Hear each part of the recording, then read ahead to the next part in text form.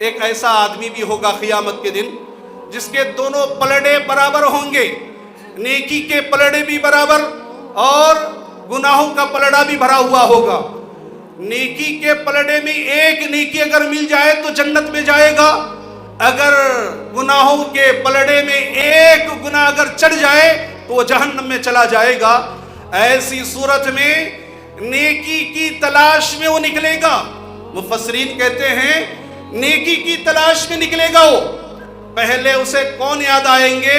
وہ اپنے والدین، ماں باپ یاد آئیں گے۔ وہ ماں کے پاس جائے گا۔ کون سی ماں؟ جس ماں نے اپنی زندگی کے اندر راتوں کو قربان کر کے اپنی اولاد کی پرورش کی، لقمہ چبا چبا کے اپنی اولاد کے منہ میں ڈالتی رہی، خون پسینہ ایک کر کے اپنے یعنی جان جانے کا خدشہ بھی ہونے کے باوجود اپنے اولاد کی پرورش کے لیے دن رات ایک کرنے والی ماں کے پاس جائے گا، کہے گا اے ماں مجھے ایک نیکی کی ضرورت ہے، ایک نیکی دے دو تاکہ میرا پلڑا نیکیوں کا بھاری ہو جائے اور میں جنت میں چلا جاؤں۔ ماں کہے گی بیٹا آج نیکی دینے کا دن نہیں ہے، مجھے بھی نیکی کی ضرورت ہے۔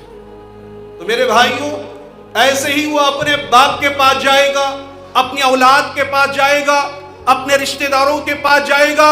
اس کا نقشہ اللہ تعالیٰ نے کس طرح کہا؟ میدان محشر میں اس کی دوڑ دھوپ دیکھیں گے رشتہ دار، ماں باپ، کنبہ قبیلہ اور اپنی اولاد، اپنے بھائی چارگی کی جو شرائط دنیا میں پوری کرتا تھا وہ تمام لوگوں کے پاس دوڑے گا۔ وہ ہر ایک کے پاس نیکی کی تلاش سے جائے گا، لیکن یہ لوگ اسے دیکھ کر دوڑتے ہوئے ہو، کہیں یہ مجھ سے نیکی نہ لے لے، کہیں یہ مجھ سے نیکیاں نہ حاصل کر لیں۔